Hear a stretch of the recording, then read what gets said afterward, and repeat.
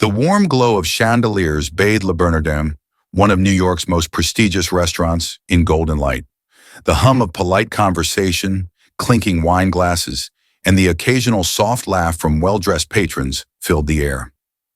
At a prime table near the window, Karoline Leavitt sat with a few close friends. She adjusted her silverware with quiet precision, her movements graceful yet deliberate. Her gold-crossed pendant shimmered subtly under the restaurant's warm lighting, a quiet but powerful symbol of her faith. The evening was meant to be a relaxing one, a rare chance to step away from politics and public debates. But fate had other plans. A waiter approached their table. He was tall, lean, and had the tired but cocky expression of someone who had worked in the service industry for too long. His name tag read Ethan, and there was something in his smirk, a hint of arrogance, a dare in his eyes, that suggested he enjoyed pushing the boundaries of polite conversation. "Good evening, ladies and gentlemen," he said smoothly, his tone dripping with forced politeness. "Welcome to Le Bernardin. I'll be your server tonight. Can I start you off with some wine? Or perhaps holy water?" Karoline raised an eyebrow. Her friend Emily looked up from her menu, frowning slightly, while Mark, sitting across from Karoline, exhaled through his nose. "We'll start with some sparkling water," Mark said evenly, as if choosing to ignore the remark. Ethan grinned, clearly amused by his own joke. He nodded, jotting something down, then glanced at Karoline's necklace. His smirk widened. "Ah, a cross. You don't see many of those outside of churches these days," he mused. "Bold choice. Not really in style anymore, is it?" Emily's jaw tightened, but Karoline remained calm, studying Ethan with cool detachment. "Faith isn't a fashion statement," she replied smoothly. "It doesn't go out of style." Ethan chuckled, leaning slightly on the table. "Well, I suppose it's comforting for some. Fairy tales usually are." Mark, who had been trying to enjoy his evening, finally set his menu down, his irritation flashing across his face. "Look, man, we're just here to have dinner, if you don't mind." But Karoline, raising a hand slightly, signaled for him to stop. She wasn't one to back away from a conversation, especially not one like this. "You seem very confident in your beliefs," she said, tilting her head slightly. "Tell me, are you an expert in theology, or just someone who enjoys mocking things he doesn't understand?" Ethan's smirk faltered for a fraction of a second, but he recovered quickly. "Oh, I understand it just fine," he said, waving a hand dismissively. "I grew up in a Christian household, actually. Church every Sunday, prayers before dinner, the whole deal. But then I grew up, and I realized that people don't need a man in the clouds watching over them. We have science now, logic." A few nearby diners had begun to quietly listen in, their eyes flicking toward the table. Karoline smiled, not in amusement, but in understanding. "And what facts led you to the conclusion that God doesn't exist?" Ethan rolled his eyes. "Look, I don't need to disprove something that was never proven in the first place. The burden of proof is on you. I mean, come on. Virgin birth? Walking on water? Resurrecting from the dead? You really believe all that?" "Yes," Karoline said simply. Ethan snorted. "That's disappointing." Mark clenched his jaw. "All right, that's enough. We're paying customers, not here to be insulted." But Karoline leaned forward slightly, her voice still composed. "You speak of science and facts. So tell me, where did the universe come from?" Ethan rolled his eyes again, arms crossed. "The Big Bang, obviously." "And what caused the Big Bang?" Ethan hesitated. "Well, that's still being studied. But just because we don't know yet doesn't mean we should plug in God as the answer." Karoline nodded. "So in other words, you don't have an answer. You just have faith that science will one day figure it out." Ethan's smirk twitched. "That's not faith," he said quickly. "That's probability." Karoline's expression didn't change. "Probability based on what? If everything came from nothing, then how do you explain the laws of physics, the precision of the universe, the fact that life itself exists in such a fragile balance? Do you really believe that was all an accident?" Ethan shifted slightly, aware that more people were listening now. "Look, I get it," he said, trying to regain control of the conversation. "Faith makes people feel better. It's a nice story. But people used to believe in Zeus and Thor too. They were wrong. You are too. Karoline let out a small, knowing smile. And yet, in all of human history, there has never been a more influential name than Jesus Christ. The most studied, the most discussed, the most controversial. Why do you think that is? Ethan hesitated again, but forced a shrug. Because people love a good story? Or because the truth doesn't go away, no matter how much people try to bury it?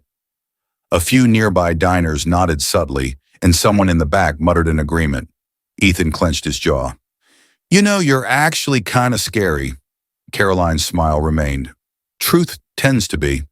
A long silence stretched between them. Finally, Ethan exhaled sharply and looked away. I'll go get your drinks. As he turned to leave, Emily let out a breath she didn't realize she'd been holding. That was intense, she muttered. Mark shook his head with a chuckle. I swear you have some kind of superpower. He walked in here thinking he was going to embarrass you, and now he's the one who can't even make eye contact. Karoline simply ran her fingers lightly over her cross pendant. Truth doesn't need to be loud, she said softly. It just needs to be present. Across the room, Ethan stood near the bar, staring at nothing, his hands gripping the counter tightly. His mind raced. For the first time in a long time, he felt something unfamiliar. Doubt. And he hated it. Ethan stood behind the bar, his hands gripping the polished counter as he stared blankly at the liquor bottles in front of him. He wasn't really seeing them. His mind was still racing, his pulse still pounding. Not with anger, not with embarrassment, but with something far worse. Doubt. For years, he had relished every opportunity to tear apart religious arguments. He enjoyed watching believers squirm, fumbling for answers when he challenged them. He prided himself on being the smartest person in the room, the one who could dismantle so-called faith with a few well-placed words. But tonight, something was different. Karoline hadn't reacted the way he expected. No anger, no flustered defenses, no blind reliance on emotion. She had met every challenge he threw at her with unshakable confidence, cutting through his usual arguments with a quiet certainty that made his skin crawl. He had been so sure of himself, until now. Hey, Ethan, you all right? The voice snapped him back to reality. It was Chris, one of the other waiters, balancing a tray of wine glasses.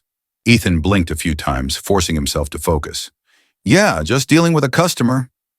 Chris smirked. Man, she wiped the floor with you. Ethan clenched his jaw, glaring at him. Thanks for the input, Chris. Chris chuckled, then narrowed his eyes. Dude, you usually love getting into these debates. Why do you look like you just got hit by a truck?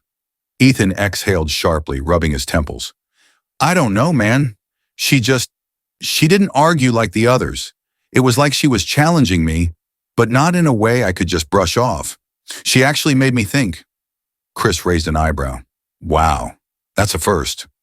Ethan shot him a glare, but Chris just grinned and walked off to another table.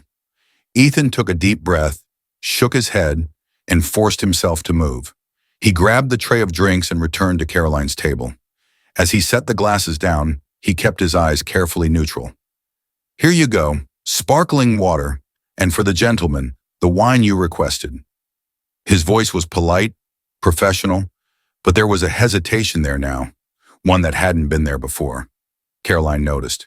She thanked him with a small nod, but just as he turned to leave, he hesitated for a second too long.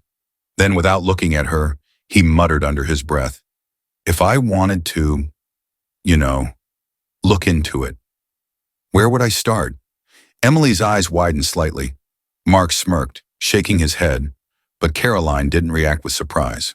Instead, she reached into her purse, pulled out a small card and placed it on the table. Start with this, she said softly. Ethan glanced at it. It was a website address. He didn't recognize it, but something about the way she said it made his stomach tighten. He stared at the card for a moment, then without a word slipped it into his pocket and walked away. Karoline watched him go, a knowing look in her eyes. Emily let out a breath. That was unexpected, Mark chuckled.